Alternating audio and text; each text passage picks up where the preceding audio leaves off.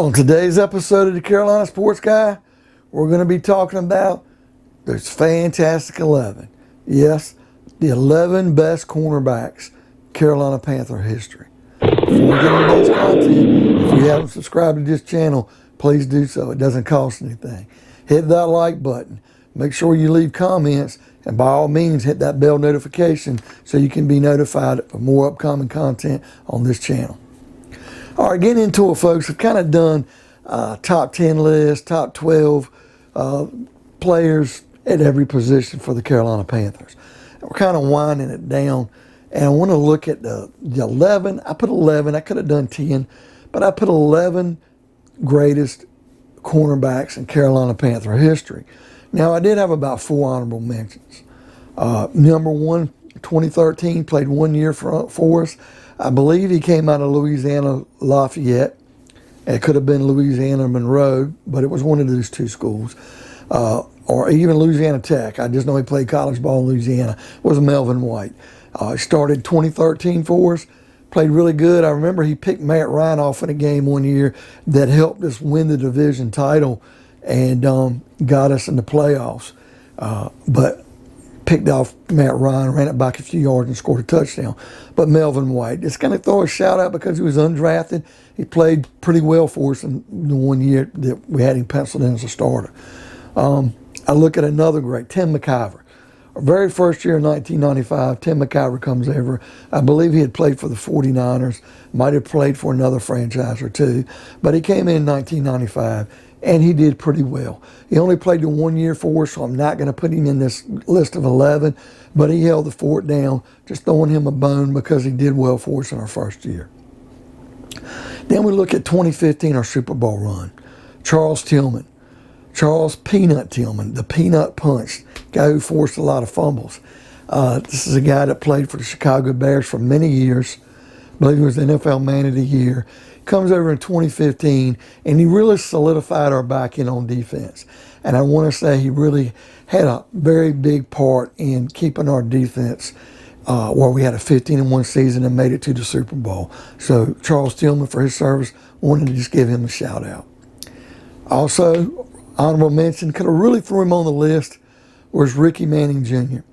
2003 season, when they made the playoffs, he was critical in the playoffs. He came on strong. That's when he kind of made his name. Picked off a couple passes, 2 or 3 passes in the playoffs. Looked really good. Rookie from UCLA, Ricky Manning Jr.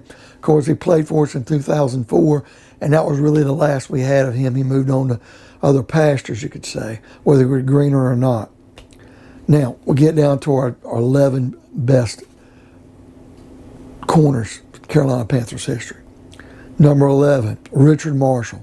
He was drafted in the 2nd round from Fresno State, played 2 seasons with us, 2009, 2010. Now, he might have played more than 2 seasons, but there was 2 significant seasons where he actually started. Number 10, kind of going back in our mid-years, Reggie Howard, 2-year starter for us, 2002 to 2003, had a pretty decent career with us. He held the fort down as well. Now, number 9, really, didn't realize this, but he was a first-round pick. Wasn't our first-round pick. We had 2 first-round picks in our very first year, and it was Tyrone Poole from Fort Valley State. He started with us from 1995, his rookie year, our very first year, 1996 and 1997. Then I believe he moved on and played with the Colts.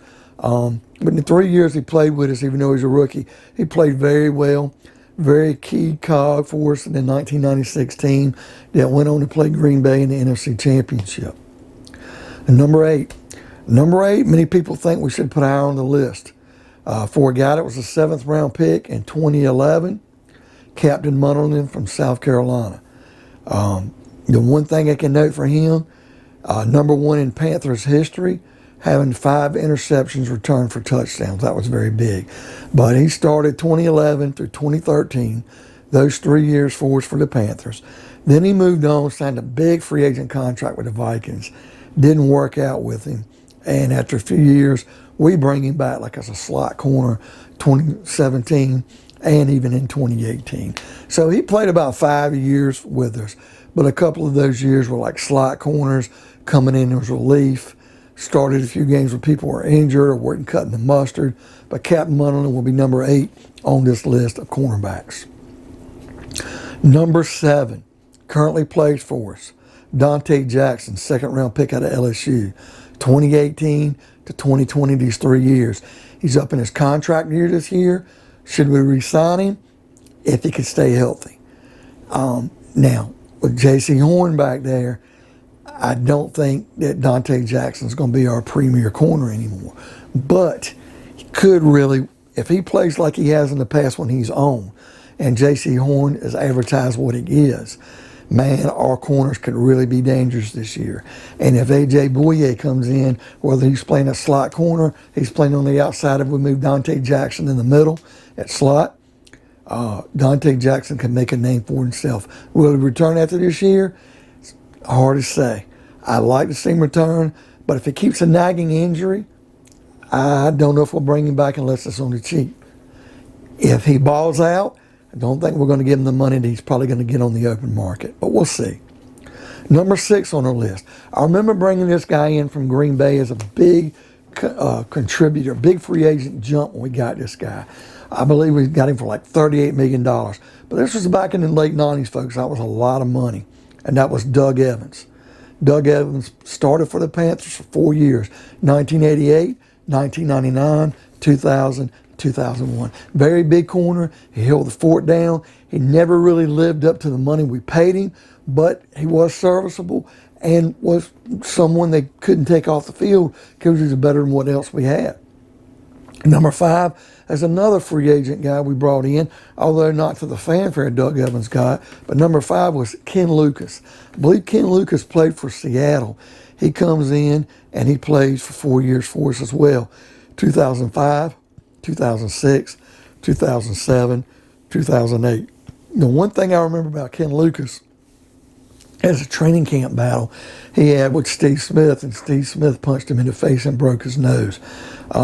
Kind of gelled that 2008 season and played well when we made the playoffs.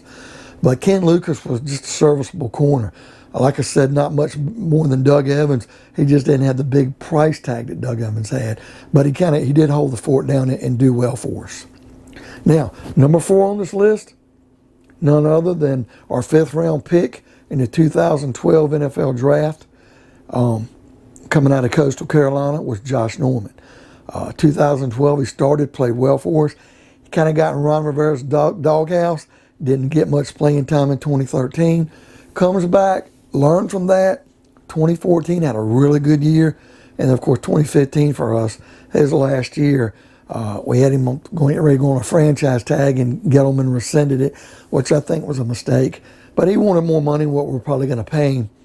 But 2015, Josh Norman, shut down corner, had a few picks for a touchdown, really was a very big cog, and where we went 15-1 and made the Super Bowl, and really got him at number 4 here. If he could have just stayed a little bit longer, might have moved up higher. It's hard to say. Number 3 is a guy we got early on in the Panthers' history. He played 4 years for us, 1996, 97, 98, 99, and a 5th year. He did play in 2000. We got him from San Francisco, I think, like Tim McKyver. He came over as a free agent. He had balled out in 1995 with the 49ers when they won their Super Bowl. We get him in 96 and 97. He becomes a Pro Bowler and an All-Pro. And key in our 1996 run to the NFC Championship game.